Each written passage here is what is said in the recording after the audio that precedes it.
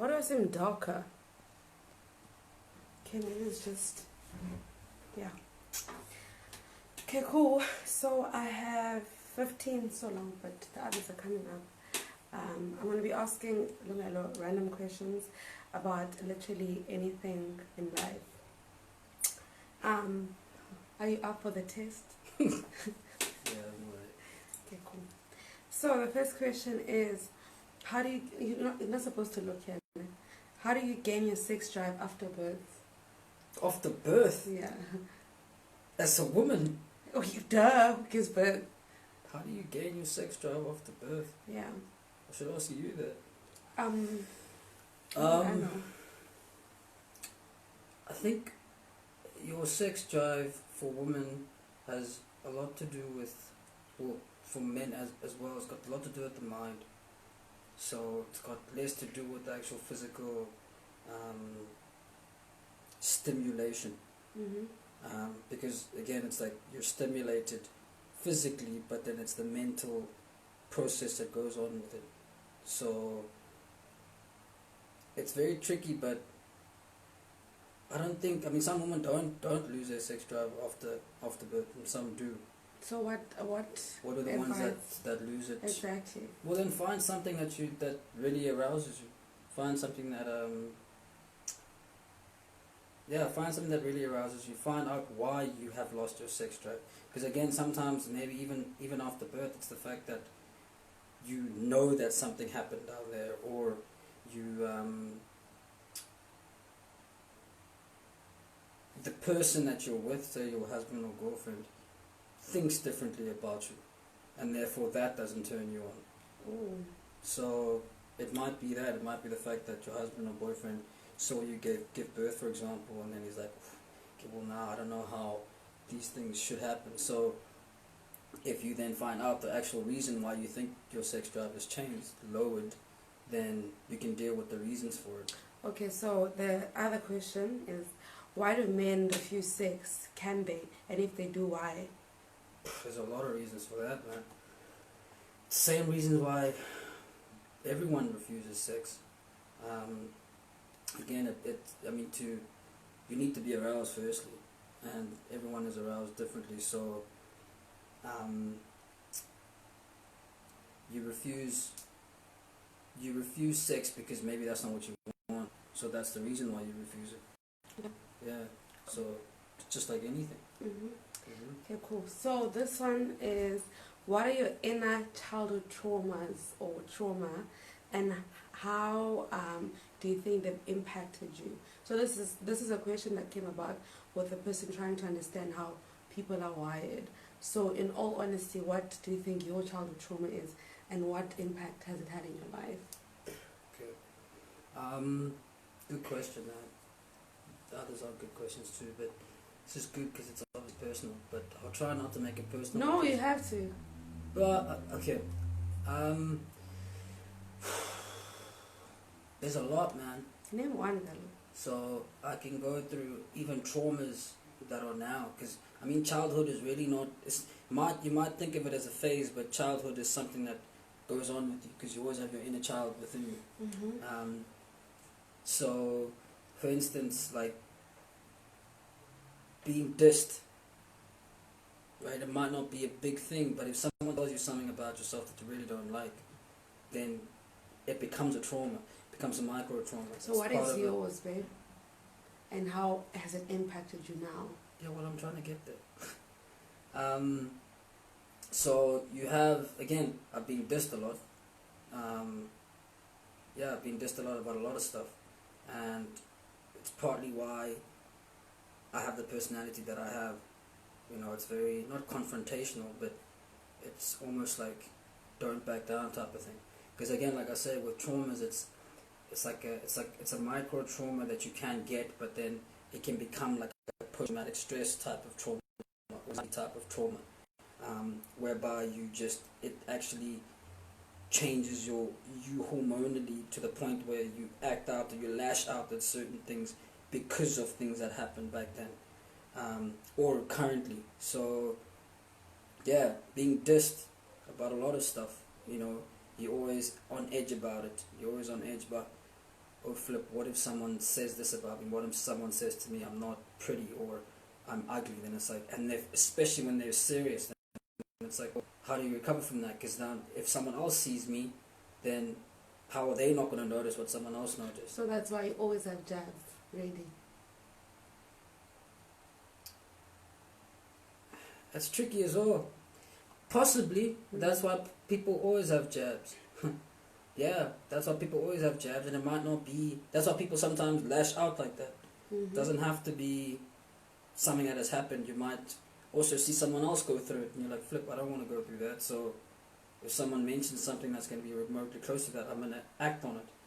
But I think, again, the one thing that it has changed for me is the fact that traumas has happened, then I react to it, and then I react to the reaction. So then I'm like, okay, so if someone says something to me, then I'm like, yo, you know what, actually, screw you.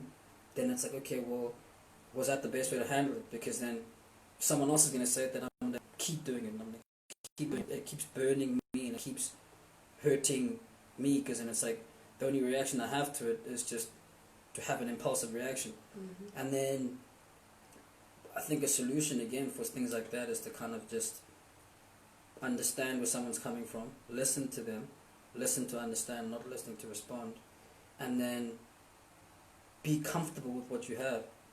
So again, if you're ugly, you're like, well, can I change it?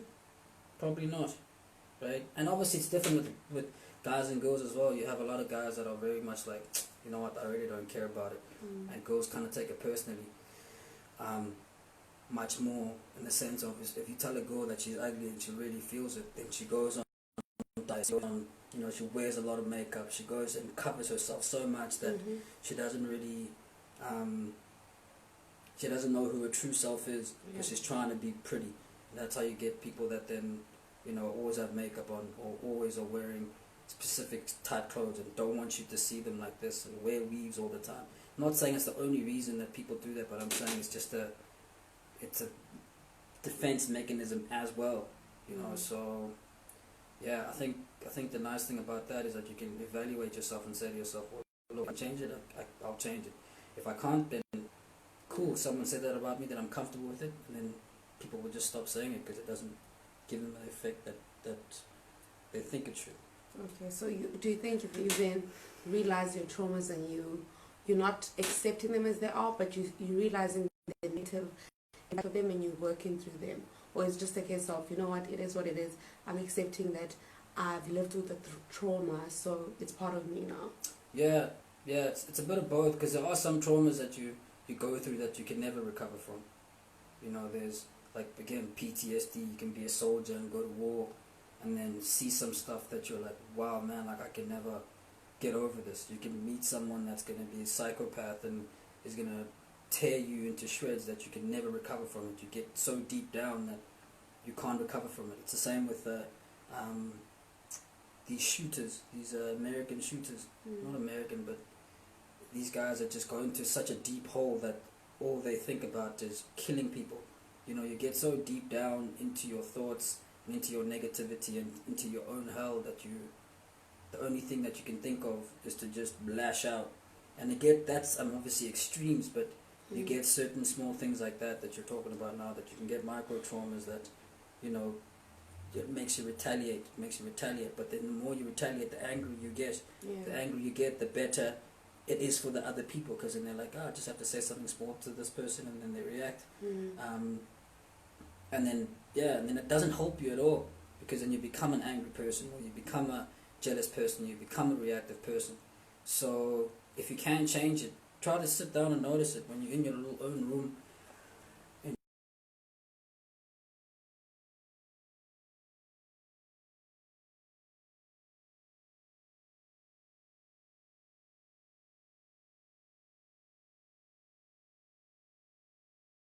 And I spiral out of control, you know, and that's what drugs are sometimes. It's the defense mechanism, you know. So yeah, notice it. If you can try and help it, and it's gonna be better for you. And this is the same thing as well. It's like a lot of people, like now, for instance, are saying a lot of positive stuff about videos like this, and they're also trying to put out their own videos and their own positivity, you know, and it's a good thing in the sense that they understand that there's an alternative to something that's terrible. Yeah. You know, so yeah, you can go through trauma and then live with it in your world. But then if you go and you watch a video that then touches you, then you're like, actually, you know what, there's a bit of hope, there's a bit of this. You just need, and people don't need that much. You just need someone to say, look, okay, look, Mamela, you're ugly, right? Cool. So what are you going to do about it? Are you going to cry or are you going to stand up? And then that's a simple choice. You're like, well, what's the point of crying? You say, yeah, exactly. So stand up. And then when you stand up, then you find more parts of you that are positive. No, but people must cry, sure. Yeah, for sure. So you want to go down those depths to understand that you don't want to go there again. So, yeah, even at funerals, the same thing. Like, you can be at a funeral and it's like, cool, like, this person passed away. You need to cry to get that out. Or you need to do whatever you need to do to get it out. But then what's the alternative? Are you going to keep doing that all the time? Because then it's going to just burn you and then you're going to die. And then everyone around you is going to die. So why don't you then, after you've done all of that, say, okay, cool, brush yourself up. And then say, okay, well, I'm going to do the alternative and I'm going to look positive and I'm going to try to celebrate this person's life and I'm going to try to celebrate my life and I'm going to try to make sure that everyone around me is positive so that there's less suffering. And there will always be suffering. It's just that you can always make sure that it's better for you. Yeah. Go to our problems, don't finish, enjoy your life. So the next question is, how do you get over the fear of the unknown or failure when things seem to not work out? How do you get over the fear of failure or the unknown when things seem not to work out? You don't really get over it. I think you learn to live with it. It comes back to what you're saying now. Like, if everyone fears a lot of stuff, but fear either drives you or defeats you. And it can do either, depending on which one you feed. So it's very important to know that it's like this pain video that we made, that there's always going to be like something negative out there. You know, don't tell people that. It's like raising your kids and you shelter them and you tell them like there's no suffering in the world, and then they go out there and they get annihilated and they come back and they're terrified and they have traumas and they have PTSD. It's like maybe that wasn't the best thing to tell them. Maybe the best thing to tell them is to say, look, there's trauma in the world, and maybe there's actually more trauma than you actually think, but you can survive it. So you equip someone with tools, or you equip yourself with tools to say to yourself, but I can actually go through this. Like, it's tough not making it in football, it's tough not making it in sport, it's tough not making it in life, and it's tough not finding a job, it's tough going through 2020, it's tough not being the YouTuber that you want to be, it's tough you know, not being the best mom or dad that you want to be, but you're here and you're there, and the alternative is death. So what are you going to do? Focus on the things that make it positive. Focus on the things that make, or that have made you come to where you've come, and use that as fuel. Otherwise, what else can you do? You can just sit back and say, well, I concede, I give up. And then that's the easy way out. So cool. Next question, is there anyone special in your life? yeah, of course. Next question is what's your opinion on OnlyFans? OnlyFans? Yeah. What is it? It's a platform where people use to allow themselves to get monetary value in terms of the content that they produce. So if I wanted to, for instance, if I'm a makeup artist and I have like tricks that I learned in London and I don't want to give like my Instagram audience for free, I can put it on OnlyFans, and then you come in and you subscribe on my OnlyFans, and you'll obviously get the exclusive content. But it's also been largely used to promote sex work. So people get on there and they put out almost like pornographic content, and then people buy the subscription and then they get to indulge. So I guess this is obviously based on the sexual connotation to it. So what is your opinion on that? Cheers. Okay. First time I've heard of that. I mean, with anything, man, as long as something you know, because again, I think the world determines, like, you and me as the world determine what's right and what's wrong. and what's right and what's wrong kind of fluctuates with time. You know, it's like with anything, with medicine, you spit on a wound back in the day to heal it. These days it's absolutely unacceptable. So as time goes by, obviously a lot of things change and a lot of rules change, and if there's a consensus amongst people that is right or that is a positive thing, especially when you have a choice. So you have a choice to actually then log on to these things. You have a choice to subscribe. And that, again, if a person, it's almost like a business. If a person wants to sell pornographic material, then it's like, well, if you don't want to give it for free and it's a choice for you to sell, it's not like they're forcing you to do it, then whose fault is who can be at fault? So yeah, for me personally, I mean, obviously I don't subscribe to stuff like that, but if you're a person that you want to know about certain things like that, it's like an only patient thing. Like if I'm going to be a doctor, I'm not going to want to treat people for free, because then what's the point of me trying to be a doctor? But at the same time, it might not be the only thing that you're getting. It's not just you're treating someone to get money from them. It's actually you giving them something back, and that's the way to kind of also live life, because what's going to pay the bills? So, exactly. Yeah. Okay, cool. What's your favorite color? Pink. Pink? I didn't know this. Okay, so this one asks for advice for a young lady who wants to start on a journey of being an influencer. Set yourself a goal. Yeah, it's a good question. With anything, whether you want to be an influencer or you want to be anything, set yourself a goal. So start off by literally sit down. So this is what I did. So even with these videos, right? Sat down and I said to myself, you know what? I'm going through some bad stuff in life, going through some negative things in life.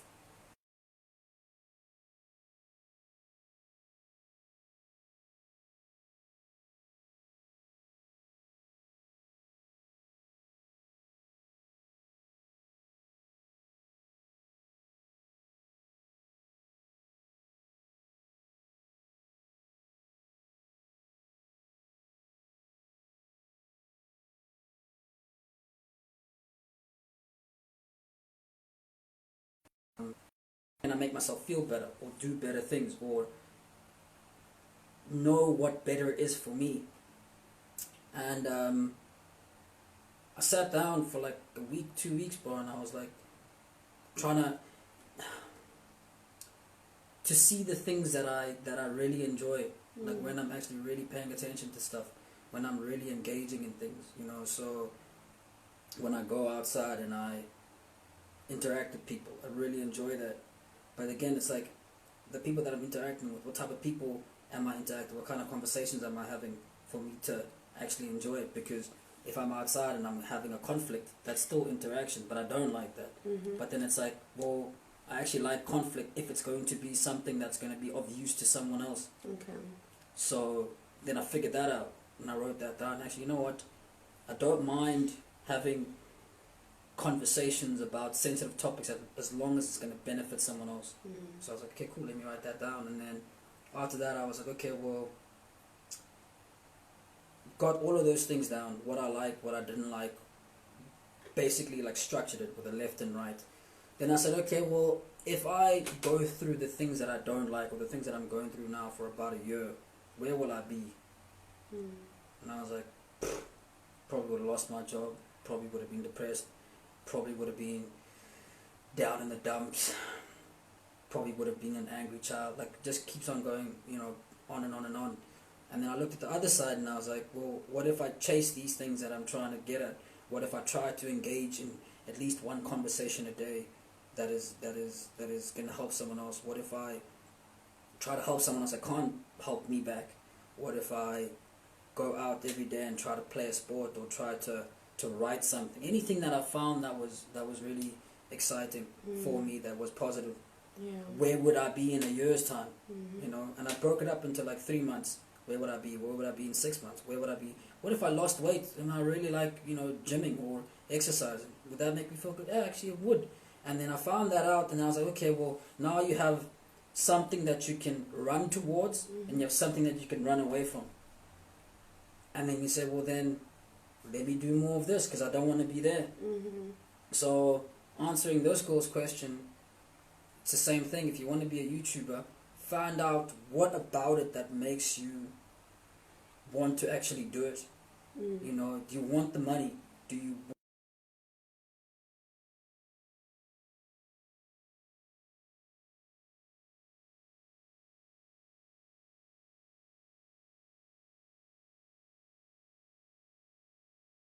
and then you'll find out, you'll engage in yourself. You see after a week, actually, you know what? When I'm chilling with my friends, I really like talking about cars. I really like talking about, you know, makeup and all these sorts of things, you know. And then you say, okay, cool, well, what don't I like talking about? What don't I like doing? And then you get that on the side and you say, I don't like, you know, sitting alone. I don't like not being at a party, you know. So you say, okay, well then I like parties, I like that, I like this, I put that there. I don't like this, now I have something to run away from and I have something to run towards to. And then from there you just then set yourself little goals. And it's also important to note that even with that, it's not going to be like a straight trajectory. That's how you stop addiction as well. You figure out, look, if I'm an alcoholic and I keep drinking, where am I going to be? I'm going to be down in the dumps, I'm going to be depressed, I'm going to lose my wife, I'm going to lose my girlfriend, I'm going to lose my job. But then, what if I stop drinking? Oh, actually, I can, you know, apply for a job. I can stop engaging in gang activities. I can stop this and I can... Then you have something to run towards and something to run away from. But then even with that, it's like, you'll find that in a day or 2 days, you'll relapse. But that's not the point. The point is, what happens in 2 months? Are you going up or down? And you'll see your graph kind of go up, like down like that. It's not going to just be a straight line. Yeah. So it's the same with influencing. You'll find that you want to do something today and tomorrow, but you don't do it. But then it's like, oh, but in 2 months I've actually done a lot. So you set yourself little small goals, and before you know it, the difference from here to there is actually big instead of from here to here.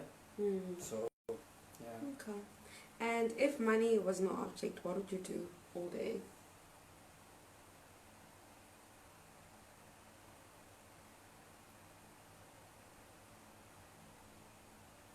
Save people's lives. Okay. Is that it? Yeah. Okay. The next question is, are you a virgin? Yeah. That's not supposed to laugh that hard. And then the next question is, what is the difference between dating and being in a relationship? Someone actually said this to me and I never understood it. I think it's like, I don't think there's a big difference. Yeah. There might be a dictionary difference, but I think again, dictionary definitions are just things that were created by a consensus of people. You might be a consensus of people that don't agree with it. Sure. Just like laws, you might I know, but this is your opinion. Yeah. I don't think there's a difference between dating and relation. What's it, dating and? Being in a relationship. Yeah. I don't think there is. I think the only thing will be that dating is actually when you're with like someone else to live your life together. And in being in a relationship could be a relationship with your mom, a relationship with friends, a relationship in dating, a relationship with your co-workers, a relationship with a sport or with your friends, whatever it is. I think that's the difference. So, I mean, I've gotten the example that when you're dating someone, you're not necessarily dating one person, you're dating multiple people, suitors, until you find the person that you want to be in a relationship with. So, I mean, I understand there's different relationships and relations we have with people, but this specific one is based obviously on a romantic relationship. So, you're going to tell me if you agree or disagree with the fact that when you're dating, it could be that there's different people that you're seeing, and maybe there's specific boundaries that you go within. Let's say, for instance, you're going to have sex with them, right? That's still a relationship for me. The dating part. Yeah. A relation means that, for me, is that you're the person, and then everything around you that you connect with is a relationship. Right? And then to date, for me, is to actually people or one person, but that's still a relationship. Do you understand?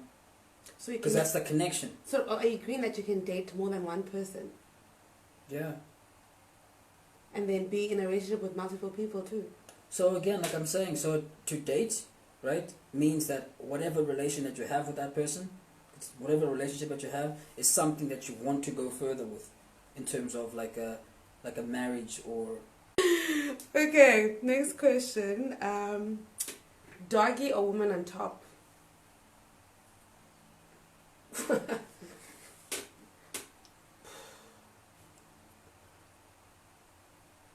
Spending too much time thinking about this.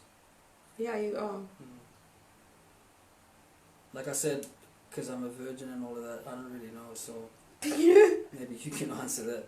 I don't know. Be truthful to the people.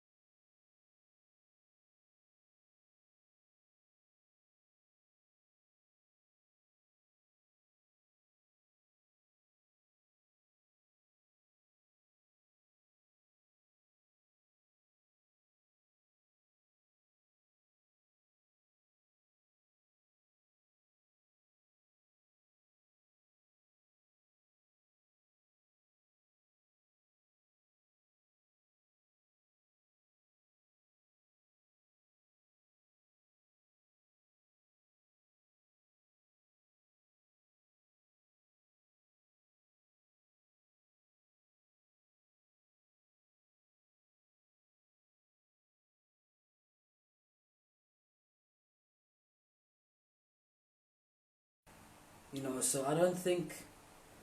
Yeah, the question that would just be straight up would be that someone was benefiting from. Well, someone always benefits from any decision that is made. Mm-hmm. And then the second question is, or the second answer is, it depends again what you classify as black. If you're looking at it just racially, it's very easy to look at it like that. Because if I think black, you're black here, but then in America it's like, well, those were colored people that were oppressed. Because if you take a colored person, you bring them to South Africa. You take a black person in America, bring them to South Africa. They're not really black with the way that we classify them here in South Africa. Mm-hmm.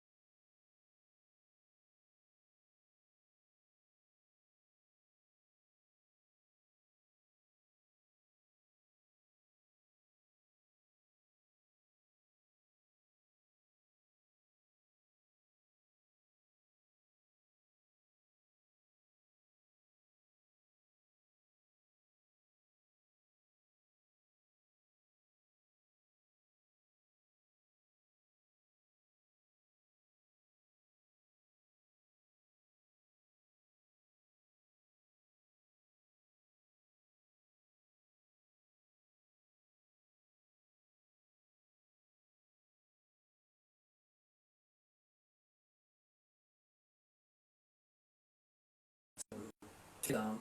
When she went to Cape Town, she then realized maybe this word isn't for me, you know. And I was saying to her that maybe that's the faith that you have in yourself to keep criticizing, to keep understanding. Because if it's not, then it's not. Like if you think it's not, and then you go and you think of you go and you go to another church, for example, or you don't go to a church. Your faith is actually within you, so you stay grounded within yourself, and you keep asking questions. You keep trying to find things out. Doesn't necessarily mean you need to be, oh, I need to find out why God is like this. I need to find out why my actual religion is like this. Because that religion is yourself. Because that religion is something that only you can control.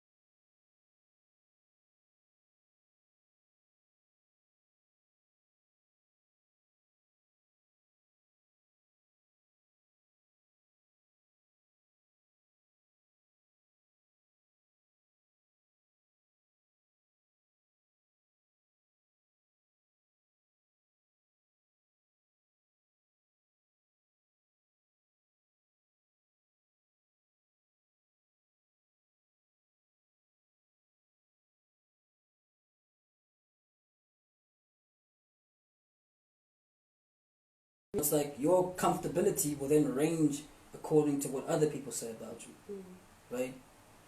So you're then going to be comfortable and uncomfortable, depending on what you wear, what you do, who you're around. Every single time you're going to keep changing that. So you need to understand that that's always going to happen. So you're always going to understand that you're never going to really truly be comfortable with something. Yes. Because you don't want too much comfort and you don't want too much discomfort. Right? Okay. So again, if it's like, if I'm too comfortable with if I'm big, then people will keep ripping me, because then they're like, what's like, you're comfortable but unje, like, where did you get that comfort? But which is a good thing, babe, because I mean, if I'm very comfortable with my body, I think when it comes to your body, ne, and your confidence, like, you want to be comfortable with yourself so that you're able to even do this. Like a person who's probably not as comfortable as, for instance, speaking, you wouldn't be able to do. Yeah, let's just move it just a bit here.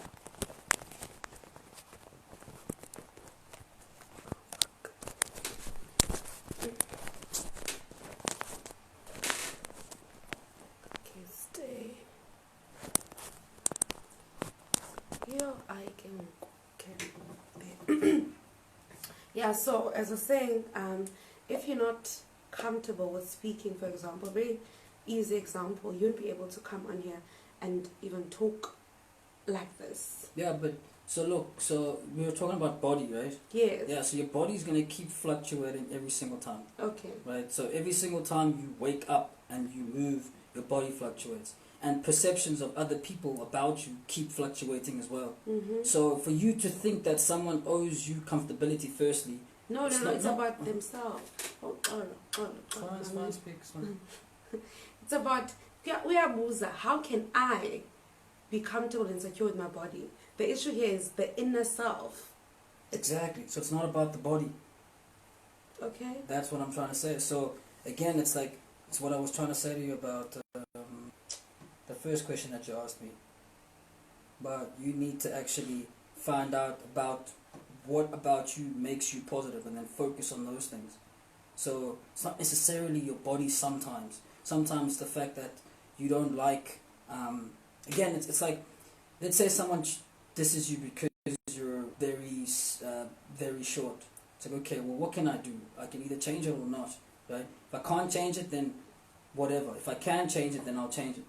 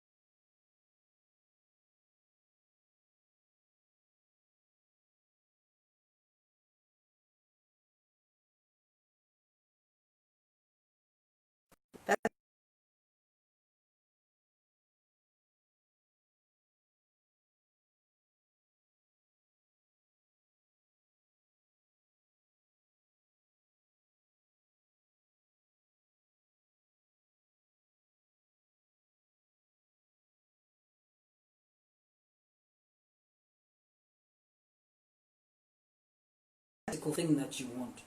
Perhaps it's the fact that you just want to be played with. You want to always be invited to things. And then maybe then you should just focus on that. Maybe it's not the fact that you want someone to give you cash. Maybe you just want to afford things. Right? So you put yourself in situations whereby either you can afford those things, could be monetary value, right? Or you put yourself in a position where you say, maybe me wanting to afford things is the problem. So let me fix the fact that I'm actually comfortable with the things that I have. So it's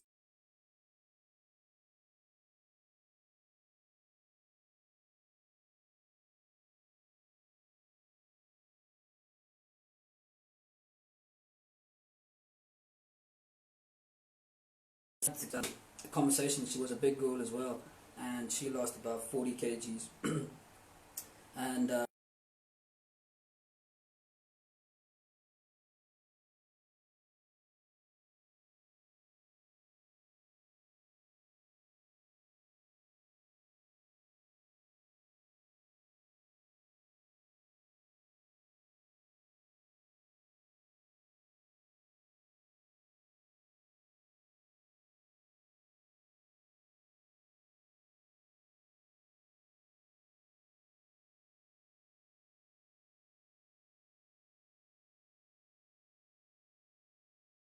don't do this, so then you run that way. Mm. So I don't think, again, it's like you might say that you want to be. It's like this resurgence of, oh no, I'm a thick girl, I'm a thick guy. You know, I like being plumpy, and you're posting your pictures on social media, and you're you know, you being a model and all these things. It's like, okay, cool. Like, I don't have, like, people don't have problems, you know. But is that really the problem? Is that really you? Is that you really doing that because you want to be an influencer because of your body? Because the more you do that, the more you then go into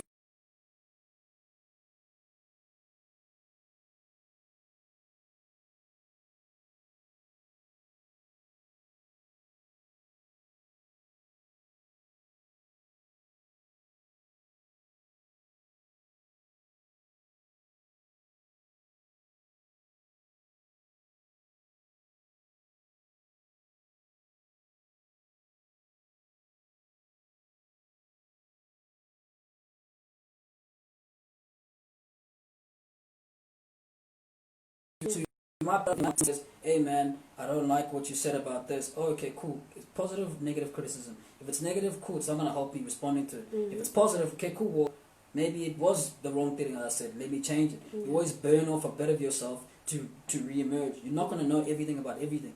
And that's the beauty of it. You're not, because if you did, then what's the point of living? Exactly. So, yeah. Okay. And then the next one is, how do you deal with body shaming? I think you can answer this as well. How do you deal with being told that, are you a short guy? That's the same thing as body shaming, quite honestly. Because I think people think that body shaming is just, oh, when you're big, then you get body shamed. No, it comes in even with height or people not liking your big head. Like, it comes in different forms. So how do you deal with people saying you're a short guy? I agree. I like that answer. Yeah. Because I always say that I was like I know, for instance, I have big lips and somebody is gonna say, I'm so big. Like, so what? Like, go on. When, and you know that it is what it is. It's like people can come at you from angles, but it's like you're telling me, tell me something I don't know. Exactly, and it's what I was saying to you, that you have to understand that there are people out there just waiting to bash you. You know, the more you're out there, the more the people want to bash you. It's like, it goes back to these videos of these. Remember that guy that man, it always happens. People go online, put something out. Someone will say, "Hey, look at this. This person was like that. Now all of a sudden he's like this. Okay, cool. Let's bash him, bash him, bash him, bash him." The world is always going to be like that. So that's why in the city right now, you always have to make sure that you know that, but you know that you can survive it.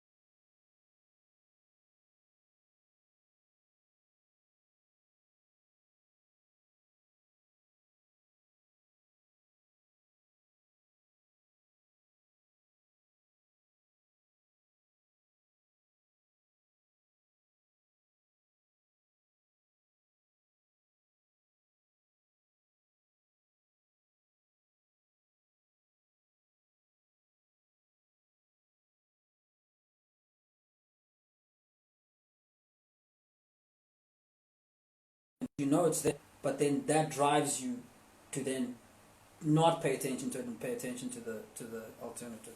Okay, it's how do you fit in society, and what challenges do you face daily? How do I fit into society?